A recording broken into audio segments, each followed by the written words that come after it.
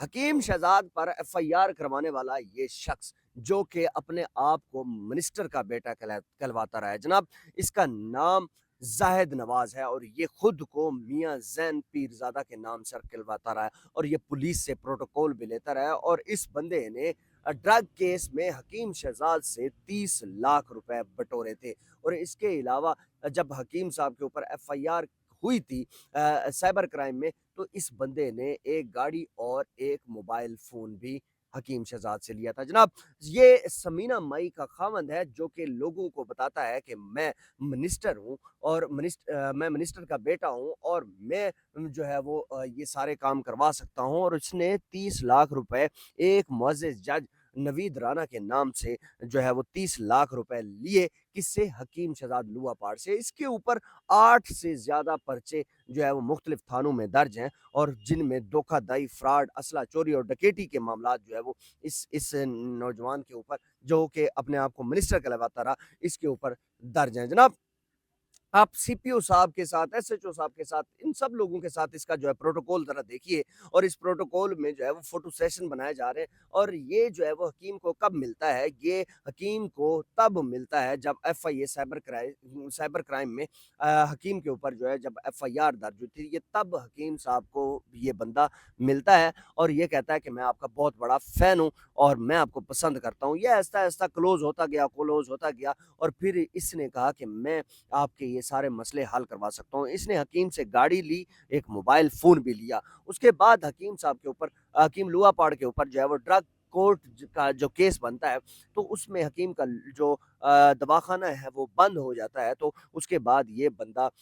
30 لاکھ روپے لیتا ہے ایک جج نوید رانا کے نام سے اور یہ کیس جو ہے وہ یہ بندہ حل کروا لیتا ہے جناب۔ پھر حکیم کو سمجھ آئی کہ یہ کیس اتنا بڑا کیس تو نہیں تھا کہ جتنا مجھے جو ہے اس بندے نے لوٹا، تو حکیم نے اس کو جو ہے اس سے سائڈ پہ ہونے کی کوشش کی، تو پھر اس بندے نے ڈرایا کہ جناب میرا جو ہے وہ کافی اثر و رسوب ہے اور میں جناب آپ کو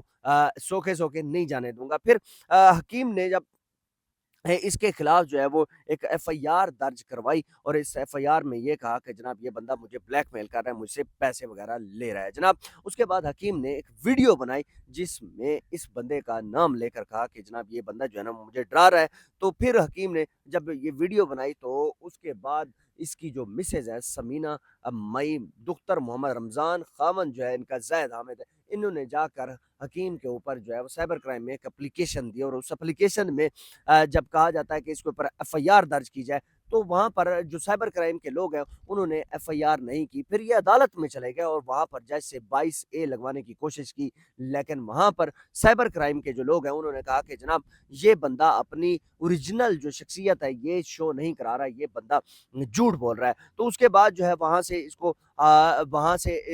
حکیم کے اوپر یہ ایف آئی آر درج نہیں کروا سکا، لیکن اب اس نے کیا کیا کہ اپنی جو مسز ہیں اس کو آگے کر کے اور حکیم کے اوپر ایف آئی آر درج کروا دی جناب۔ یہ جو ہے وہ پھر سے ایک بار عورت کارڈ کھیلا گیا ملک پاکستان میں، اور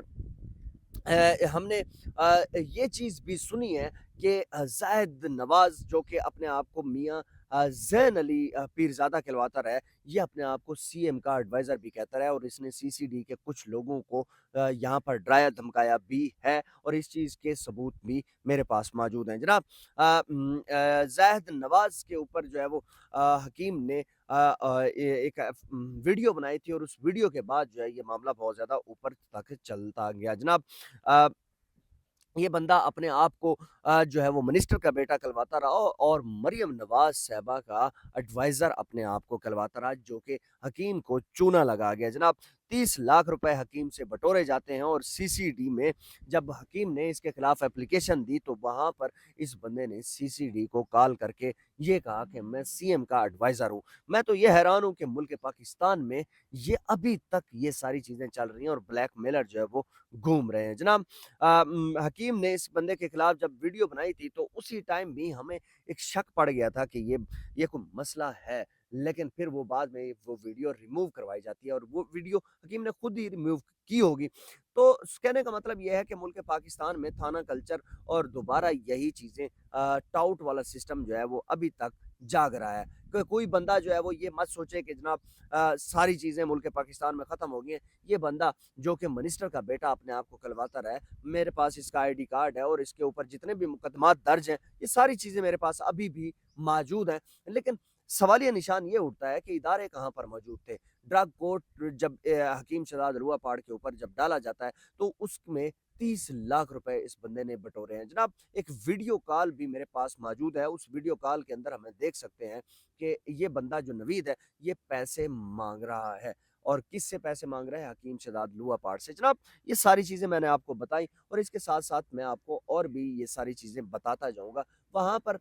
जब एफआईआर तो दर्ज हुई है और अब हकीम साहब जो है वो अपने दवाखाने पर मौजूद नहीं है, वहाँ पर पुलिस के छापे मारे जा रहे हैं। अब देखा जाएगा कि ये फर्दर जो है वो जब इन्वेस्टिगेशन होगी तो हकीम शहजाद लुआ पहाड़ ने ये कहा है कि आरपीओ साहब जो है वो इस मामले को लेकर आगे चले।